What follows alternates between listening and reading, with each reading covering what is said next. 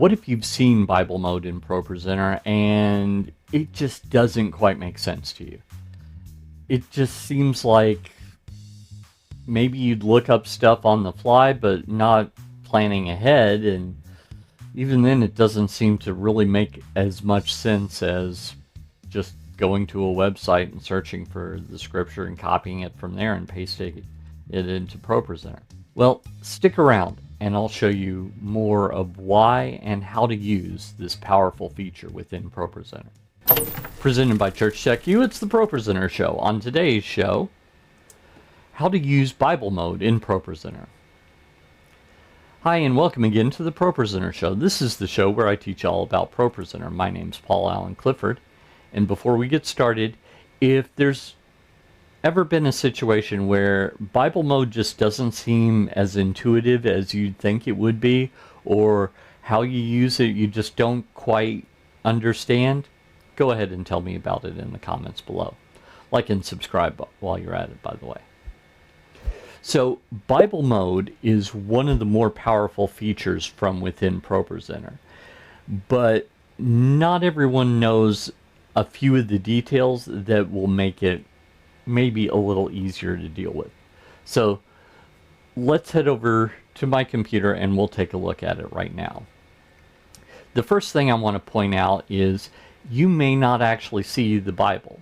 So if you don't, go to ProPresenter, Settings, and General, and then this is the toggle you need to change. So mine is on, but notice when I turn it off like this, the Bible goes away.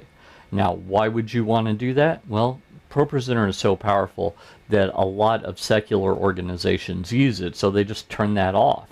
And it turns off a couple of other things like CCLI, etc. So, if you're in a church, you would absolutely use that. But there are times where you need something as powerful as ProPresenter in a non-church environment, and just get a license for a month. If it's a conference or something, turn that off and you're good to go. So anyway, that is one thing. Now to go there, you can either click on Bible or you can do Control B. Works on both Windows and Mac, and it'll take you right there. So first off, we have the scripture lookup section. One thing that you should know is you don't have to type the entire book in there. So for example, Ecclesiastes, I sometimes forget how to spell that. Well, all I need to know is it starts ECC, put in a space, and then put in the chapter, let's say chapter 2, space, and then the first verse, let's say 13. I assume there's a verse 13 in that chapter, and hit enter, and we get Ecclesiastes 2:13. Nice and easy.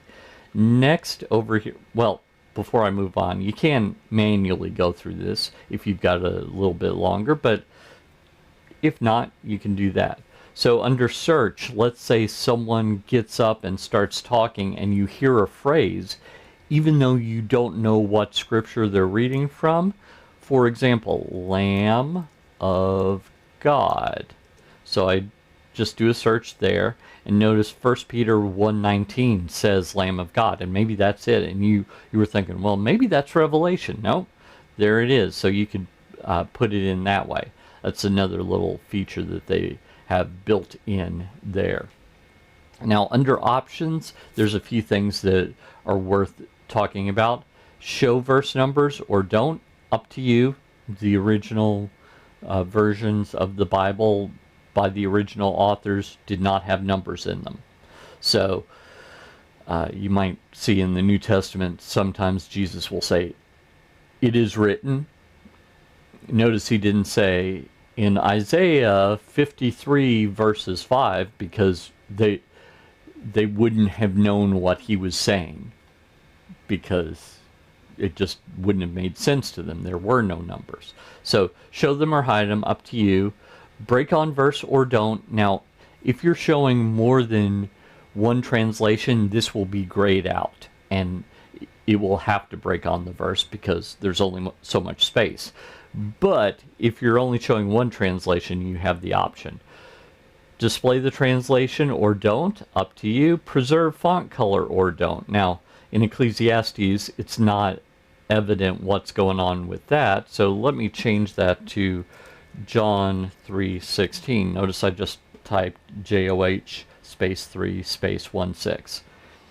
I do that, and now if I go here under options and select preserve font color, notice it turns red. Why is that? That particular translation is a red letter edition, so that's where it matters. Now, don't feel bad about turning that off for legibility's sake, because the original of John, for example, did not have red letters. Why? Because red ink was expensive, and the original biblical authors, with the exception of David, Solomon, like kings, tended not to have extra money. So probably you don't have to worry about that. Now, we can show the reference with the verse, show it with the passage, at the end of the passage, or no reference, up to us. I'm just going to stick with verse references. Here is the theme, so I could decide a different scripture theme. So right here, let me make sure that I've got a 2 translation scripture theme here. And this is the import library that I'm going to import it to once I save it. So that's what I've got there. Under Bibles, I've got 2 different types of Bibles. I've got either purchased Bibles. In this case, I have the New Living Translation that I bought just to show it to you, which I can remove by clicking the remove. And then if I did that, it would go away, and then I could click install and it would come back.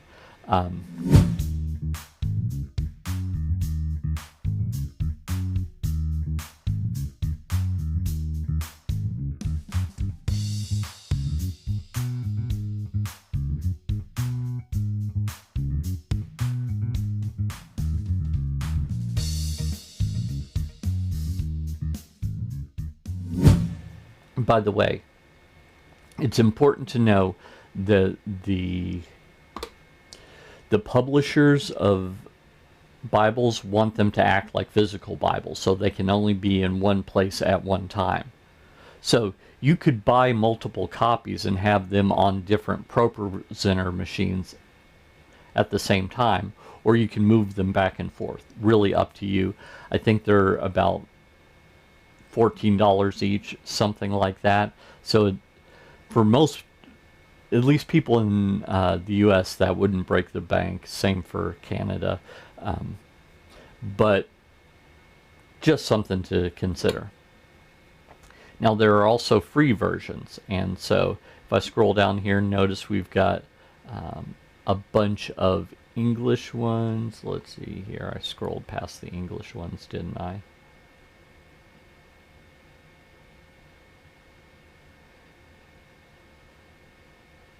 Yes, here are all the English ones, and you'll notice that I've installed several of them just because they were free, and so that I could switch between them in tutorials like this.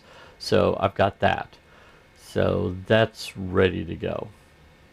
I can also, by the way, click Get Bibles, and that would take me to the Renewed Vision site to buy more paid-for Bibles, but there are some, like the King James Version, maybe you just want to use that just because sometime there's a good chance, even if you're not a King James type of church, there's a good chance that you're going to be using that sometime in the future, because it's just a commonly used translation. So maybe you want to go ahead and install it just to have it. So that's that. Now, one thing I want to say while we're here is, if you do a search and it doesn't show up here, the very first thing I want you to check is the drop down here, and make sure that you've got a big yellow box selected for a place for the scripture to show up, and a little yellow box if you wanted to show the reference separately than the scripture. This particular theme only just has 2 boxes, so we're going to leave that as is. Now, notice if I click on the little plus button right here, then I can add a second translation, and I click on the drop down to decide where that translation goes. Now, I can think of 3 reasons why you'd want to do this. Compare 2 translations in your own language, have the primary language of the church and a secondary language up there, or compare the language that you speak with the original language. Any of those are perfectly acceptable uses of that, and so maybe you'd want to do something like that. So you can't have more than 2, by the way, but you need to have a text box to put each of them in, and this theme only has the 2 text boxes. So that's fine. I'm just going to click the little before I click the minus, notice when I click on options and slide options, break on verse is now grayed out because I have 2 translations. So as soon as I click the little minus to hide the other translation, not deleting it, just hiding it, I can go back here and notice break on verse is now available. So that's good. Couple other features that are in here to make it easier for you. What if you need to show it immediately? Just click on it and it'll show immediately.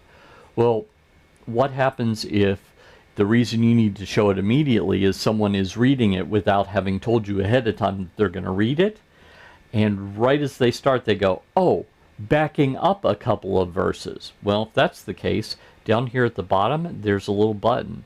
So a couple of verses would be John 3:14, so click one for John 3:15, another for John 3:14, and so we're starting at that, and we can go on from there.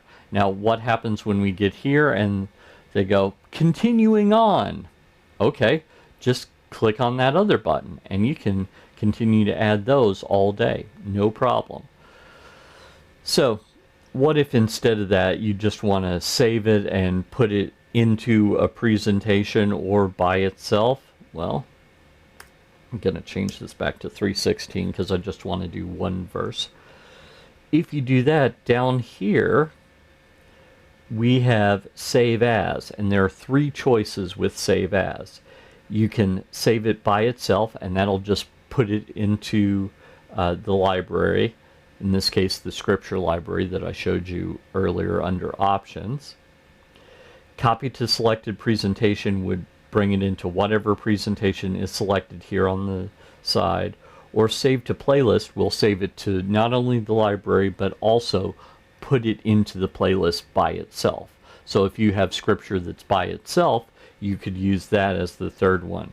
By the way, when you make a new playlist, I would put it up at the top because you can see how I don't have a ton of playlists here, but let's say I had a couple of years worth, over 100, and I saved the very last one on the very end, it would be a lot of work to scroll down to here. So I always put my new playlist right there all the way up at the top. So that's that. I could change the translation right here. A lot of stuff that I have available to me, but that is the Bible mode. If you like this, you may want a written version of this.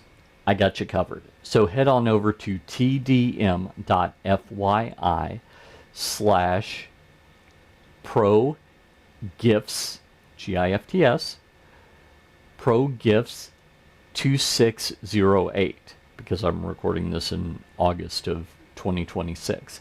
And then just select the Bible mode cheat sheet and go from there. Till next time, this is Paul Allen Clifford from TrinityDigitalMedia.com and ChurchTechU.com, reminding you to go out and change eternity.